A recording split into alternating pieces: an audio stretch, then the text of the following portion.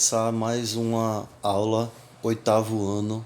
Hoje nós vamos resolver algumas questões relativas ao iluminismo, certo? Primeira questão, Enem 2013. Para que não haja abuso, é preciso organizar as coisas de maneira que o poder seja contido pelo poder. Tudo estaria perdido se o mesmo homem ou o mesmo corpo dos principais ou dos nobres ou do povo exercesse esses três poderes: o de fazer leis, o de executar as resoluções públicas e o de julgar os crimes ou a divergência dos indivíduos. Assim, criam-se os poderes legislativo, executivo e judiciário, atuando de forma independente para a efetivação da liberdade, sendo que esta não existe se uma pessoa ou um grupo exercer os referidos poderes concomitantemente. Barão de Montesquieu, do Espírito das Leis.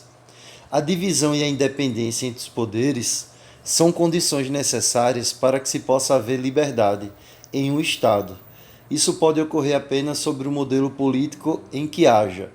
Antes da gente ler as alternativas, é importante lembrar que o Barão de Montesquieu cria a teoria da tripartição dos poderes pensando em dar um basta, em estabelecer um limite ao poder ilimitado do Estado absolutista, do rei, pensando na criação do mundo moderno, no garantimento, na garantição de direitos e deveres de uma democracia. Isso pode ocorrer apenas em um modelo político em que haja, letra A, exercício de tutela sobre atividades jurídicas e políticas, letra B, consagração do poder político pela autoridade religiosa. Autoridade religiosa é um ponto em que os iluministas concordam ou eles divergem porque têm ligação com a sociedade medieval. Exatamente. Por possuir uma ligação com a sociedade medieval, com o Estado teocrático, é algo que eles vão criticar. Letra C. Concentração do poder nas mãos de elites técnico-científicas. Apesar dos iluministas serem partidários do uso da ciência, eles não gostariam da concentração do poder nas mãos de ninguém. Letra D. Estabelecimento de limites aos atores públicos e às instituições do governo. Essa daqui nos parece ser a alternativa correta, que a teoria da tripartição dos poderes serve como uma ideia de limite a todos aqueles que têm poder para interferir na vida de alguém ou na vida de outrem. A alternativa é reunião das funções de legislar, julgar e executar nas mãos de um governante eleito. Isso aí já acontecia, ele só não era eleito, mas ele tinha todas essas funções e todos esses poderes para legislar, julgar e executar nas mãos do rei do poder absolutista. Então, a alternativa correta é a letra D. E aí vocês vão receber esse material para poder ler com um pouco mais de calma e nos seus mínimos detalhes. Vamos passar para a segunda questão. Segunda questão, Enem 2012. É verdade que nas democracias o povo parece fazer o que quer, mas a liberdade política não consiste nisso. Deve-se ter sempre presente em mente o que é independência e o que é liberdade. A liberdade é o direito de fazer tudo o que as leis permitem. Se um cidadão pudesse fazer tudo o que elas proíbem, não teria mais liberdade, porque os outros também teriam tal poder. Barão de Montesquieu, do Espírito das Leis. A característica da democracia ressaltada a Montesquieu diz respeito a: antes de nós lermos, é necessário fazer algumas colocações. Primeiro, que o Barão de Montesquieu, apesar de não ser colocado como um pensador contratualista, ele está colocando aqui uma série de críticas e perspectivas que nós encontramos na teoria do contrato social, que nós estudamos no capítulo sobre Hobbes. Então veja, se todo mundo pode fazer tudo, isso gera uma insegurança social. Esse é o intuito da teoria também da tripartição dos poderes. Cada pessoa, cada parte do governo fica com o seu respectivo poder e um vai servindo de contrapeso para o outro.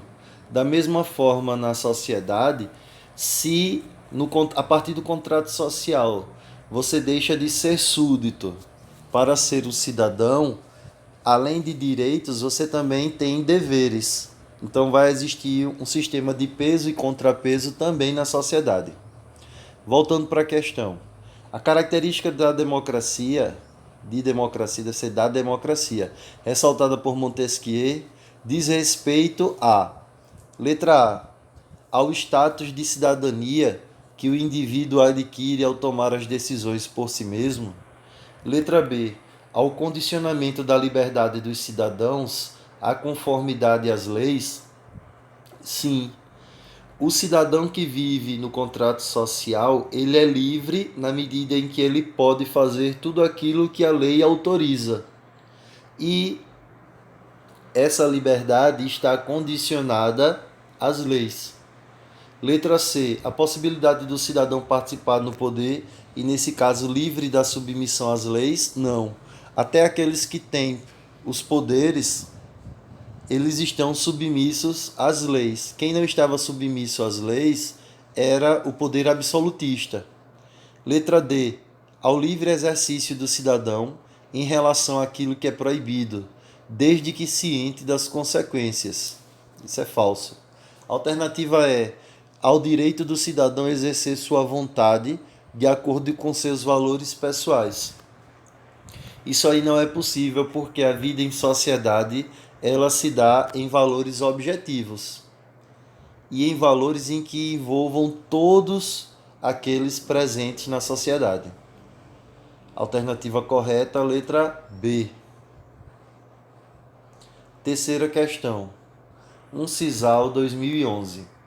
No século XVIII, ocorreu na França um movimento filosófico denominado Iluminismo, que se caracterizou pela confiança no poder da razão para a resolução dos problemas sociais. Alguns filósofos iluministas eram céticos e materialistas. Cético significa que ele tinha dúvidas sobre a possibilidade de haver conhecimento. Ou seja, o conhecimento não era uma certeza, mas sim fruto de um processo e uma conquista. E materialistas, e por isso opunham-se à tradição representada pela Igreja Católica. A Revolução Francesa e movimentos de independência, como a Inconfidência Mineira, foram acontecimentos históricos, fortemente influenciados pelo Iluminismo. Assinale a alternativa que caracteriza corretamente esse importante movimento filosófico. Letra A. O Iluminismo foi um movimento filosófico despolitizado.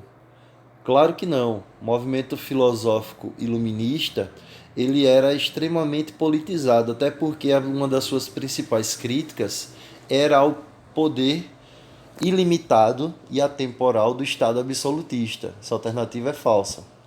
Letra B. O termo iluminismo justifica-se pela crença na luz da razão em oposição às trevas da ignorância. Essa alternativa está correta. Essa é a interpretação correta do termo iluminismo.